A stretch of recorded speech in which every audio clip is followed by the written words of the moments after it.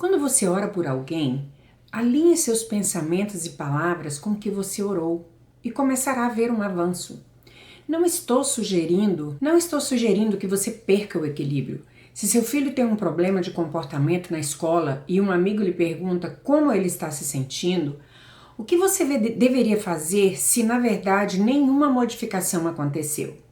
Você pode dizer: bem, ainda não vimos um avanço, mas creio que Deus está trabalhando e que esta criança é uma fonte de influência para o Senhor. Nós a veremos mudar de glória em glória, pouco a pouco, um dia de cada vez. Ponto 5. Desenvolva uma mente agradecida. Entrai por suas portas com ações de graça e nos seus átrios com hinos de louvor. Rendei-lhe graças e bendizei-lhe o nome. Salmo 100, 4. Uma pessoa fluindo na mente de Cristo encontrará seus pensamentos cheios de louvor e ações de graças. Muitas portas são abertas ao inimigo por meio da queixa. Algumas pessoas são fisicamente doentes e têm vida fraca e sem poder por causa dessa doença chamada queixa, que ataca os pensamentos e a conversa das pessoas. Uma vida poderosa não pode ser vivida sem ações de graças. A Bíblia nos instrui repetidamente no princípio da ação de graças. Queixar-se em pensamento ou em palavra é um princípio de morte, mas ser agradecido e mostrar isso é um princípio de vida. Se uma pessoa não tem um coração, a mente agradecida, a ação de graça não sairá da sua boca.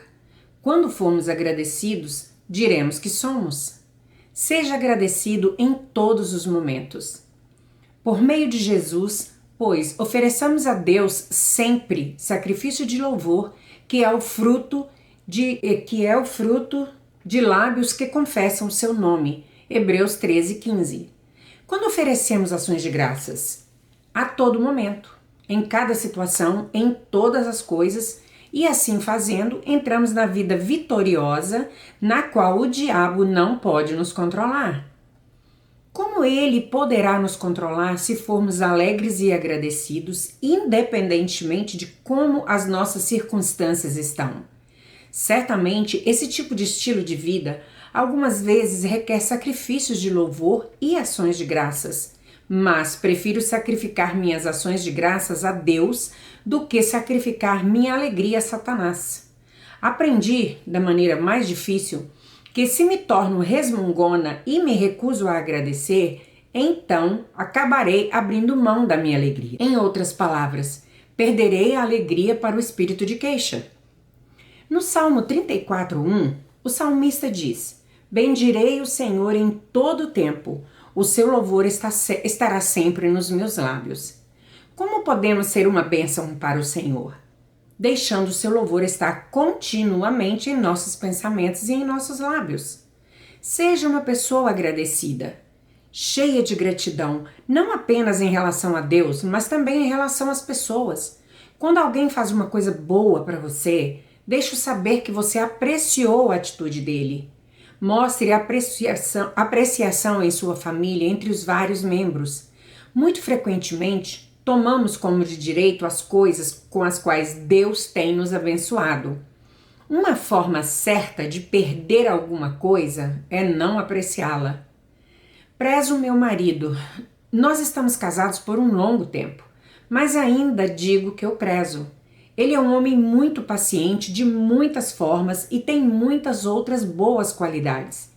Sei que deixar que as pessoas saibam que nós a apreciamos, mesmo mencionando especificamente certas coisas pelas quais somos agradecidos, ajuda a construir e a manter bons relacionamentos. Trabalho com muitas pessoas e ainda continuo a me surpreender como algumas delas são tão agradecidas por cada pequena coisa que é feita para elas, enquanto outras nunca estão satisfeitas a despeito do que é feito por elas. Creio que o orgulho tem alguma coisa a ver com esse problema. Algumas pessoas são tão cheias de si próprias que não importa quanto os outros fazem por elas, pensam que merecem não apenas aquilo, mas muito mais. Elas raramente expressam a apreciação. Expressar a apreciação é bom não apenas para outra pessoa, mas é bom para nós também, porque libera alegria em nós. Medite diariamente em todas as coisas pelas quais você deve ser agradecido. Relate-as detalhadamente ao Senhor em oração e, à medida que fizer isso, você descobrirá seu coração se enchendo de vida e luz. Sempre agradeça por tudo. E não vos embriagueis com vinho, no qual há dissolução, mas enchei-vos do Espírito, falando entre vós com salmos entoando e louvando de coração ao Senhor com hinos e cânticos espirituais, dando sempre graças por tudo a nosso Deus e Pai, em nome de nosso Senhor Jesus Cristo. Efésios 5, do 18 ao 20. Que poderoso conjunto de versículos! Como podemos ficar cheios do Espírito Santo? Falando com nós mesmos por meio dos nossos pensamentos, ou com os outros por meio das nossas palavras, em salmos, hinos e cânticos espirituais. Em outras palavras, mantendo nossos pensamentos e palavras cheios da palavra de Deus, louvando sempre e dando graças por tudo. 6. Tenha a mente da palavra. Também não tendes a sua palavra, seus pensamentos, permanente em vós, porque não credes naquele a quem ele enviou. É por isso que não guardeis sua mensagem viva em nós, porque vós não credes no mensageiro que ele vos enviou. João 5,38.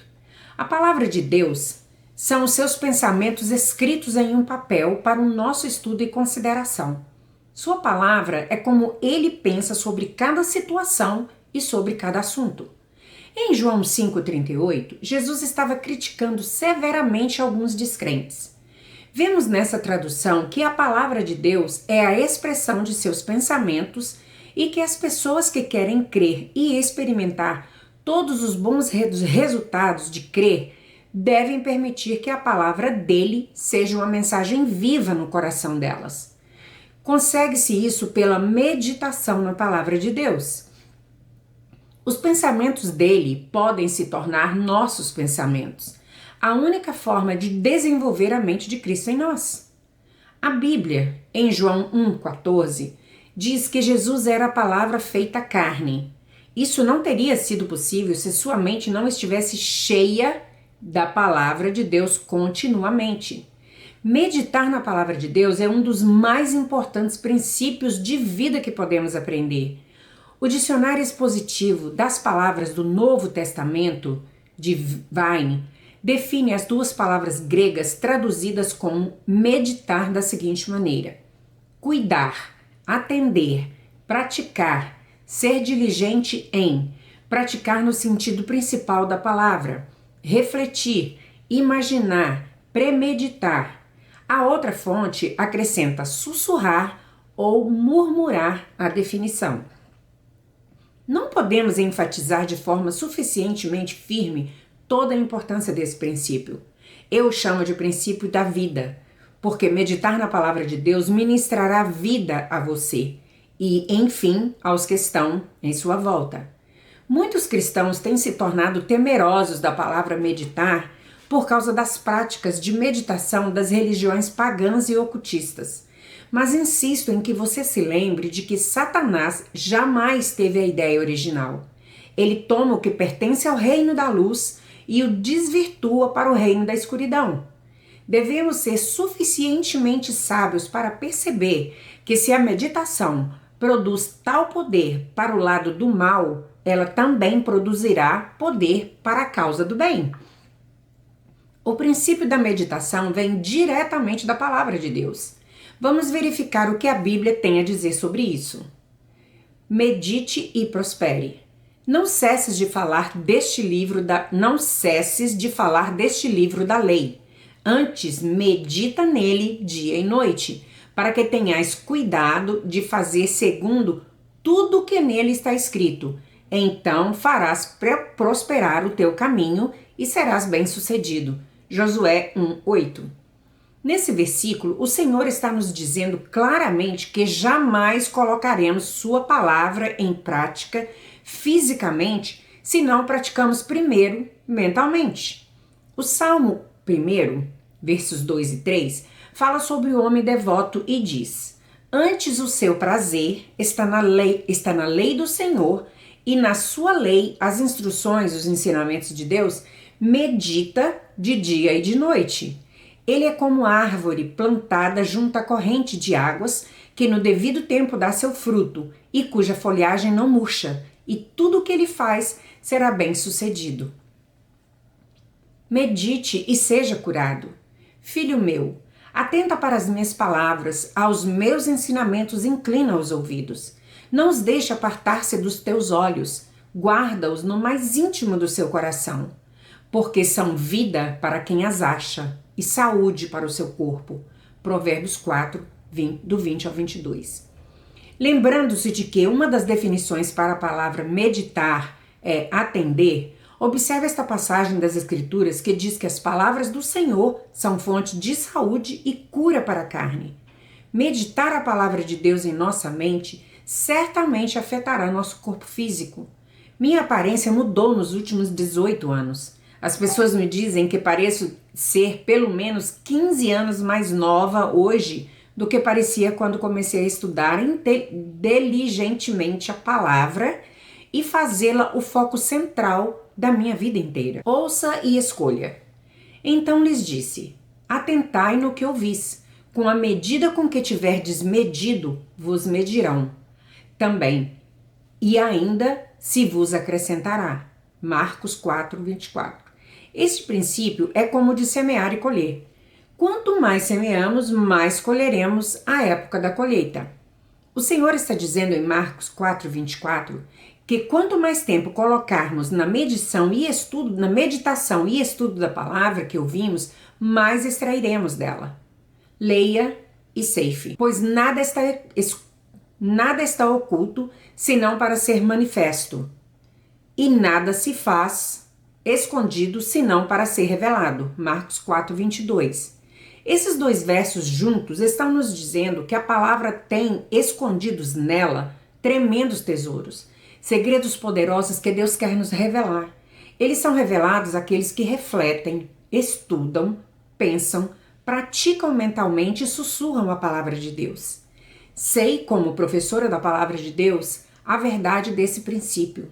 Parece que não há fim para o que Deus pode me mostrar em um versículo das Escrituras. Eu estudo uma vez e observo uma coisa, e em outra vez alguma coisa nova que não havia notado antes.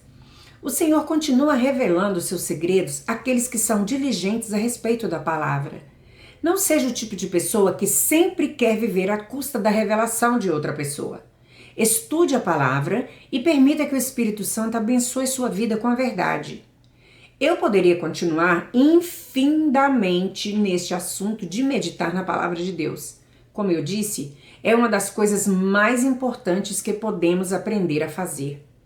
O dia inteiro, enquanto você resolve seus assuntos diários, peça ao Espírito Santo que o lembre de certas passagens, então você poderá meditar nelas. Você ficará surpreso com a quantidade de poder que essa prática liberará à sua vida. Quanto mais você meditar na palavra de Deus, mais você será capaz de extrair da sua força em tempos de dificuldade. Lembre-se, o poder para praticar a palavra vem da prática de meditar nela. Receba e acolha a palavra. Portanto, despojando-vos de toda impureza e acúmulo de maldade, acolhei com mansidão a palavra em vós implantada, a qual é poderosa para salvar a vossa alma. Tiago 1, 21. Vemos nessa passagem que a palavra tem o poder de nos salvar de uma vida de pecado, mas apenas se a recebemos, a acolhermos, a implantarmos e a enraizarmos em nossos corações. Essa implantação e esse enraizamento ocorrem mediante a observação da palavra de Deus, tendo-a em nossa mente mais do que qualquer outra coisa.